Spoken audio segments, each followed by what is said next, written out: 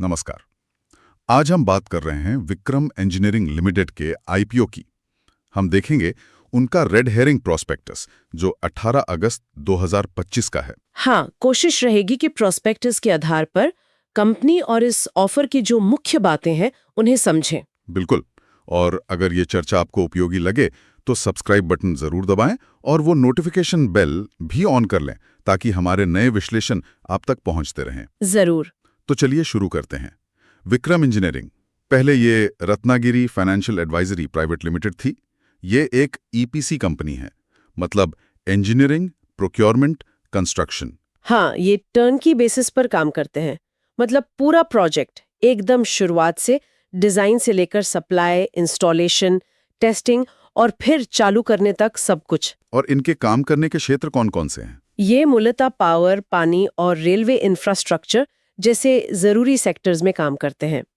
Prospectus बताता है कि 30 जून 2025 तक इन्होंने 14 राज्यों में 45 प्रोजेक्ट पूरे किए थे। 45 प्रोजेक्ट्स। और इनका टोटल कॉन्ट्रैक्ट वैल्यू? वो करीब 19,200 मिलियन था। तो मतलब काम का अनुभव अच्छा खासा है। अच्छा, कंपनी अपनी ताकत क्या बताती है, मतलब उनके कोर स्ट्रेंथ्स? प्रोस्पेक्टस में जिक्र है इनकी इन हाउस डिजाइन और इंजीनियरिंग क्षमता का, और ये भी कि ये समय पर प्रोजेक्ट्स पूरे करते हैं। और इनकी ऑर्डर बुक, वो भी तो मजबूत होनी चाहिए। हाँ, 30 जून 2025 तक उनकी ऑर्डर बुक काफी अच्छी थी, करीब 24,400 मिलियन की।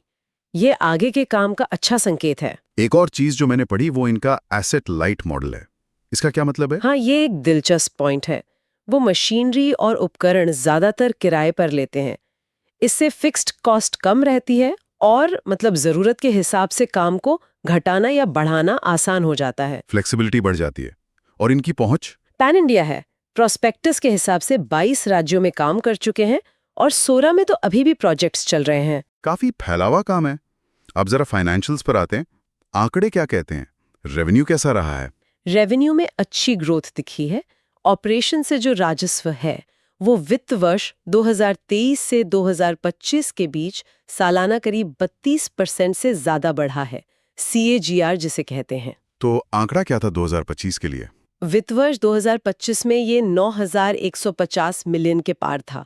2024 में करीब 7,860 मिलियन और 2023 में 5,240 मिलियन के आसपास। और मुनाफा, profit after tax, PAT? PAT में भी अच्छी ग्रोथ है।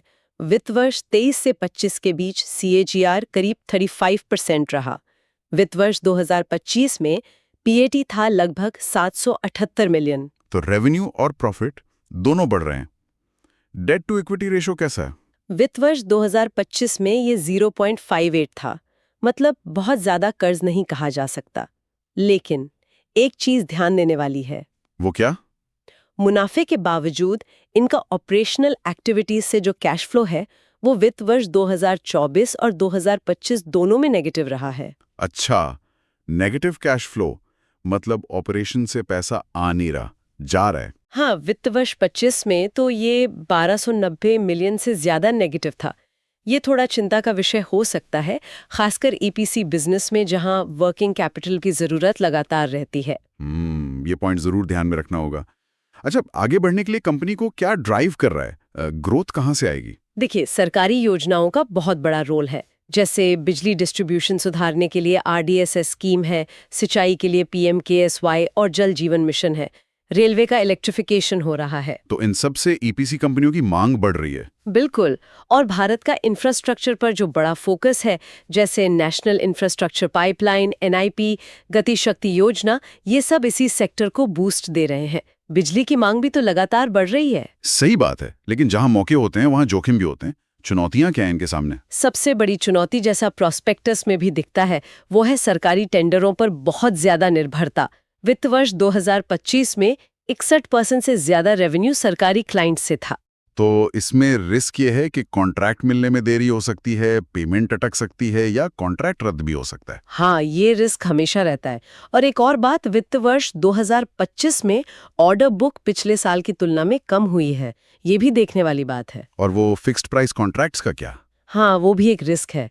जून 2025 तक इनके करीब आधे कॉन्ट्रैक्ट्स 48.90% फिक्स्ड प्राइस वाले थे। मतलब अगर लागत बढ़ गई, मटेरियल महंगा हो गया, तो उसका बोझ कंपनी पर आएगा, मार्जिन कम हो सकता है। और कंपटीशन, ईपीसी सेक्टर में तो काफी कंपटीशन है। बहुत ज्यादा। साथ ही वो नेगेटिव कैश फ्लो वाला मुद्दा तो है ही।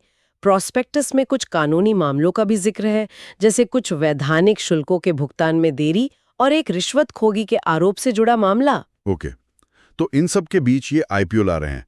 पैसा क्यों जुटा रहे हैं ये? आईपीओ में दो हिस्से हैं। एक फ्रेश इशू है जिससे 7,210 मिलियन तक जुटाने का प्लान है, और दूसरा ऑफर फॉर सेल है जिसमें प्रमोटर राकेश मरखेड़कर 510 मिलियन तक के शेयर बेच रहे हैं। और फ्रेश इशू का पैसा कहाँ इस्तेमाल होगा? उसका बड़ा हिस्सा करीब 6,000 मिलियन वर्किंग कैपिटल की जरूरतों के लिए रखा गया है, जो उनके नेगेटिव कैश फ्लो को देखते हुए जरूरी भी लगता है। इस फंड के इस्तेमाल पर नजर कौन रखेगा? CAR रेटिंग्स को मॉनिटरिंग एजेंसी बनाया गया है। हालांकि मैनेजमेंट के पास फंड इस्तेमाल करने में कुछ फ्लेक्सिबिलिटी रहेगी। अब जरा मैनेजमेंट की बात कर लेते हैं। प्रमोटर कौन है? मुख्य प्रमोटर है राकेश अशोक मरखेड़कर, जो चेयरमैन और MD हैं। उनके साथ नकुल मरखेड़कर और अविनाश अशोक मरखेड़कर भी हैं, जो फुल टाइम डायरेक्टर्स हैं। तो कंपनी काफी हद तक प्रमोटर्स पर निर्भर लगती है। हाँ, ऐसा प्रोस्पेक्टस से लगता है। और इन प्रमोटरों ने कंपनी के लिए गए कर्जों पर बड़ी पर्सनल गारंटी भी दी है, करीब 7,500 मिलियन रुपए से ज्यादा की। ओके, और इंडस्ट्री का आउटलुक कैसा है? भविष्य कैसा दिखता है इस सेक्टर का? ओवरऑल तो पॉजिटिव है। सरकार इंफ्रा पर खर्च कर रही है, NIP का बड़ा लक्ष्य है, तो EPC सेक्टर के लिए मौके तो हैं। खासकर किन एरिया में? बिजली, जिसमें रिन्यूएबल एनर्जी, ट्रांसमिशन, डिस्ट्रीब्यूशन सब आता है। पानी, मतलब सिंचाई और सप्लाई, जैसे जल जीवन मिशन। और रेलवे, जहां इलेक्ट्रिफिकेशन और स्टेशन डेवलपमेंट का काम चल रहा है। लेकिन चुनौतियां भी तो होंगी। हाँ, वो तो है ही।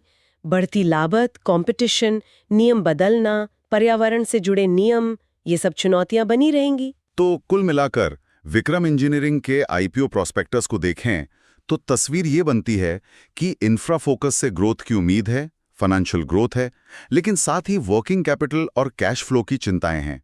सरकारी कॉन्ट्रैक्ट्स और प्रोमोटर्स पर काफी निर्भरता है। बिल्कुल। और यहीं से एक सवाल उठता है सोचने के लिए। जब कंपनी सरकारी प्रोजेक्ट्स पर इतनी निर्भर है और ऑर्डर बुक और कैश फ्लो में उतार चढ़ाव दिख रहा है, तो आईपीओ के बाद कंपनी की ग्रोथ बनाए रखने और इस कंपटीशन में टिके रहने के लिए किन खास बातों या की इंडिकेटर्स पर लगातार नजर रखनी चाहिए? ये एक अहम सवाल है। इसी के साथ आज की चर्चा यहीं समाप्त करते हैं।